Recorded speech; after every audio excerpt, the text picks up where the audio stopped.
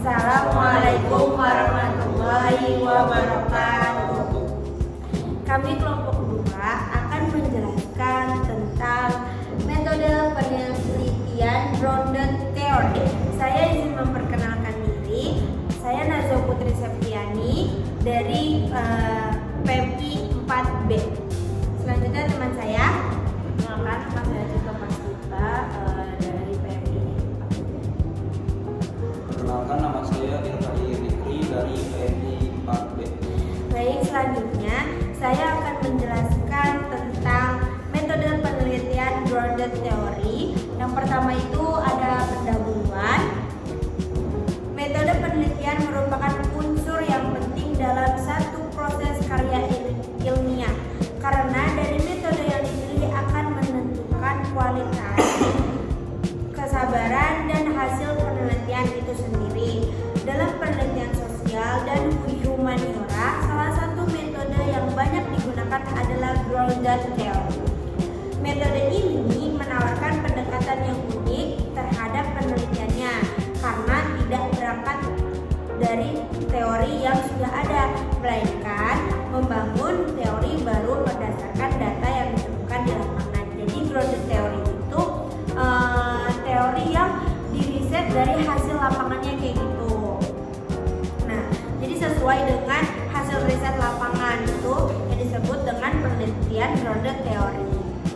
Pengertian grounded theory. Secara umum, grounded theory dapat diartikan sebagai suatu metode penelitian kualitatif yang menekankan pada pengembangan teori dari data yang diperoleh secara empiris.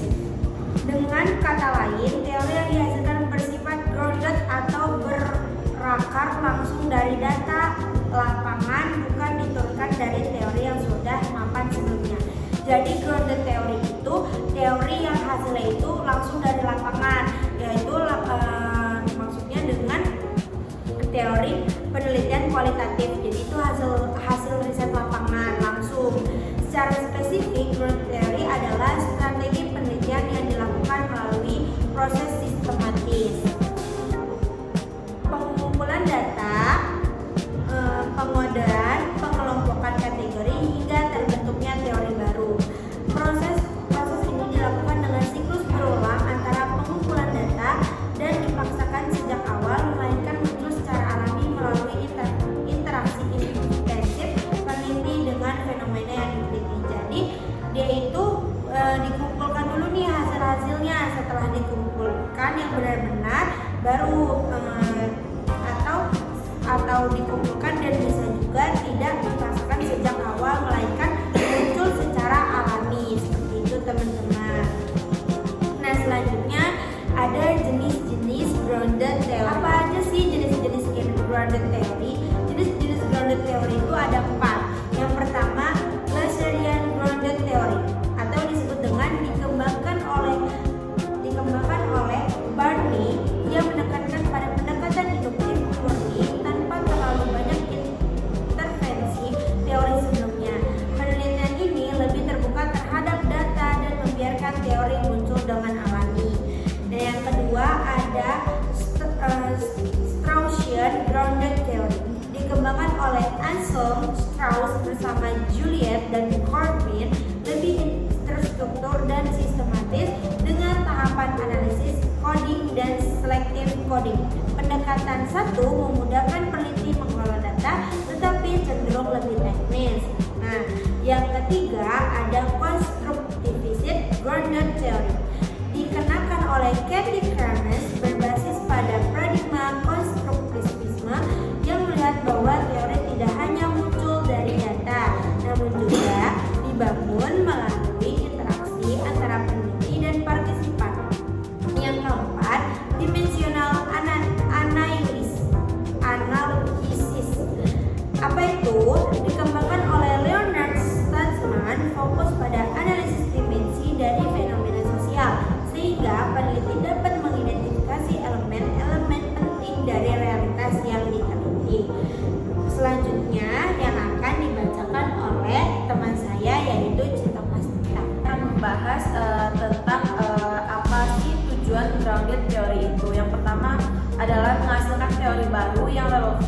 dengan fenomena yang sedang diteliti.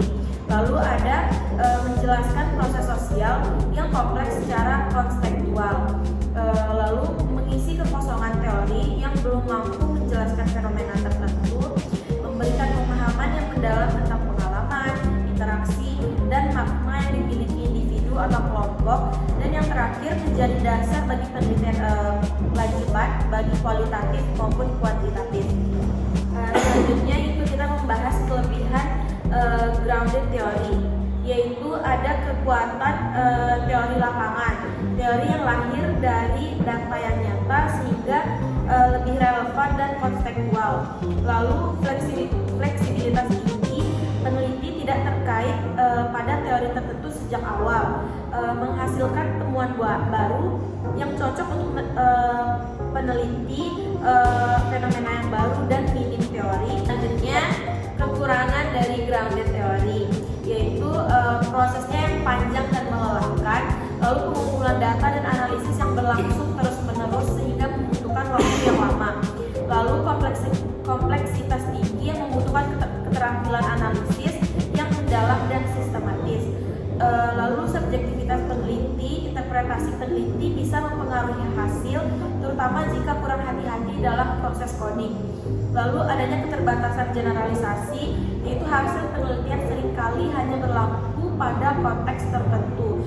Tumpang tindih aliran yang adanya variasi pendekatan dari Glaserian, Straussian, dan konstruktivis bisa membingungkan peneliti pemula. Internet dan juga keterampilan digital.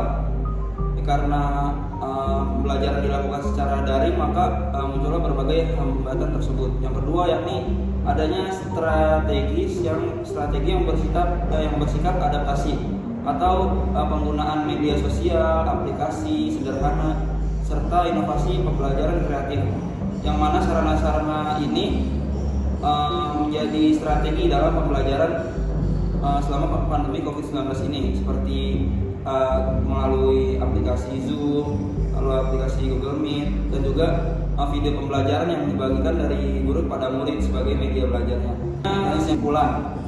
Jadi kesimpulan daripada grounded theory ini merupakan salah satu metode penelitian yang bersifat kualitatif yang memiliki kekuatan dalam membangun teori baru berdasarkan data empiris, berdasarkan juga fakta. Jadi keunikan metode ini itu terletak pada prosesnya yang bersifat induktif, bersifat siklus dari awal sampai akhir, dan juga berakar kuat pada realitas sosial penelitian si peneliti. Baik, cukup sekian dari kelompok kami, kelompok 2 tentang grounded theory. Kurang lebihnya mohon maaf. Billahi taufiq wal hidayah. Wassalamualaikum warahmatullahi wabarakatuh.